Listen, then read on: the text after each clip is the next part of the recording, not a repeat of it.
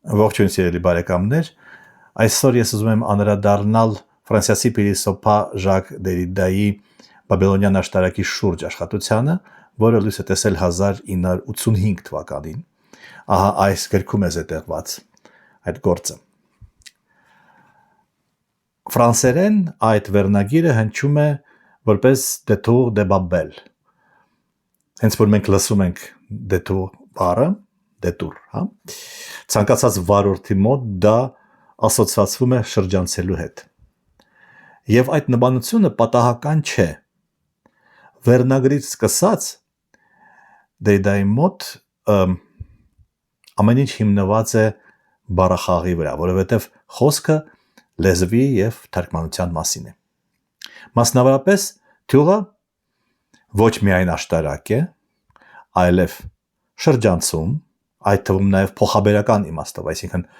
մտքի շրջանցում, նաև պտույտ է, շրջայց է եւ այլն, նաև լեզվաբանության մեջ դարձվածք է։ Այդ բազմանշանակությունը Դերիդային պետք է թարգմանության թեման տարբեր կողմերից ներկայացնելու համար։ Ինքը Բաբելոն բառը նույնպես բազմանշանակ է։ Իհարկե, այն մեզ համար կապված է նախ եւ առաջ Բաբելոնյան աշտարակի շինարարության հետ։ Դա Ծննդոց գրքի 11-րդ գլուխն է։ Կարճ հիշեցնեմ։ Սկզբից ամբողջ երկրում, այսինքն ամբողջ աշխարհում մեկ լեզու էր, այնուհետև մարդիկ չափից դուրս մեծ ամբիցիաներ դրսևորեցին եւ որոշեցին ամպերին, այսինքն Աստծուն հասնող աշտարակ կառուցել։ Աստված բարկացավ, իջնում է երկիր եւ խառնում է լեզուները, որպեսզի մարդիկ իրար չհասկանան եւ ոչ մի աշտարակ չկառուցեն, որից հետո մարդիկ ցրվում են երկրով մեկ եւ այդ ամենը կոչվում է Բաբելոն։ Դերիդան բերում է այդ պատմության տարբեր ֆրանսերեն իրարից բավականին տարբերվող թարգմանությունները, իսկ ես կարդացել եմ այդ թարգմանությունների ռուսերեն թարգմանությունը, կարող եք պատկերացնել, թե որքան հեռու է դա բնագրից։ Դրանից հետո փիլիսոփան անդրադառնում է բուն Բաբելոն բառից։ Այդ բառը ժողովրդական աստվածաշնչյան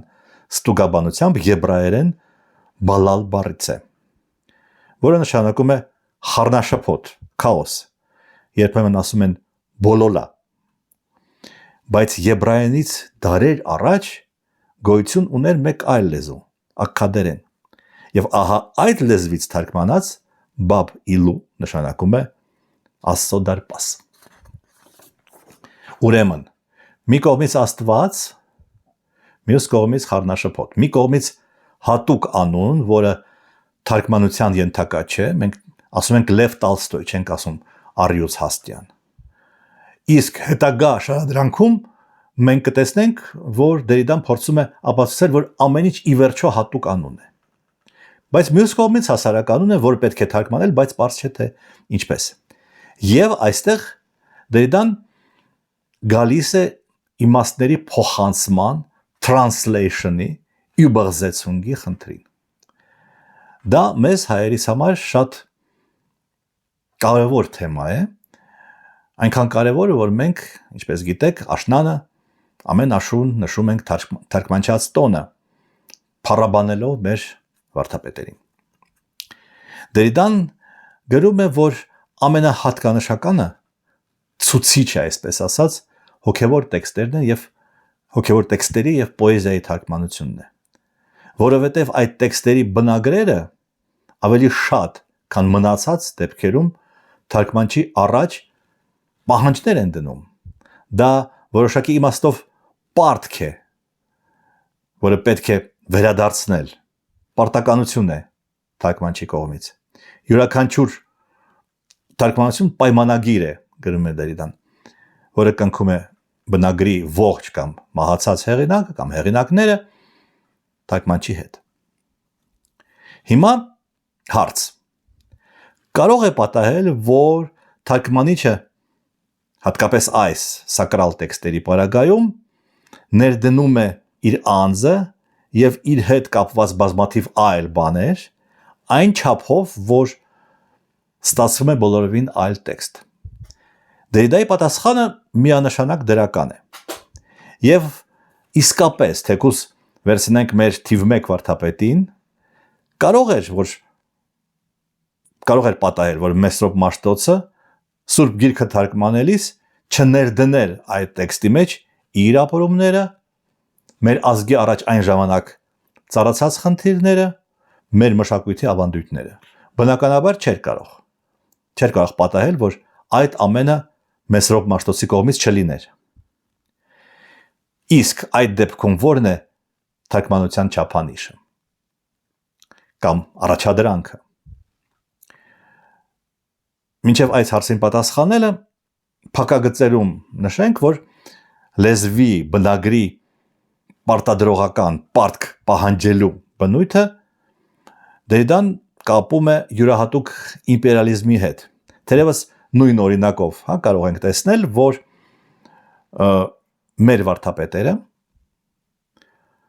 մեր վարդապետերի Մեսրոպ Մաշտոցի եւ Սահակ Պարթևի թարգմանությունները սկզբնական տարբերակներում առնչվում էին ասորական տեքստի, այսպես կոչված Պեշիտտայի, նրանց ասորական աստվածաշնչի հետ։ Բայց քանի որ ձևավորվող կայսրությունը, բյուզանդական կայսրությունը հունալեզու էր, վերջնականապես մեր թարգմանությունը բյուրեղացավ հունարենի հիման վրա։ Այդ բյուրեղանալու համար նույնպես Դերիդան օգտագործում է հատուկ բառ, հասունացում, դազրիվանիե, գերմաներեն նախղայֆը։ Եթե թույլ տաք, ես շատ կենցաղային մի զուգահեռ բերեմ։ Ցանկացած տնային տնտեսուհի գիտի, որ ճաշի տակ կրակը անջատելուց եւ կացայի վրա կափարիչ դնելուց հետո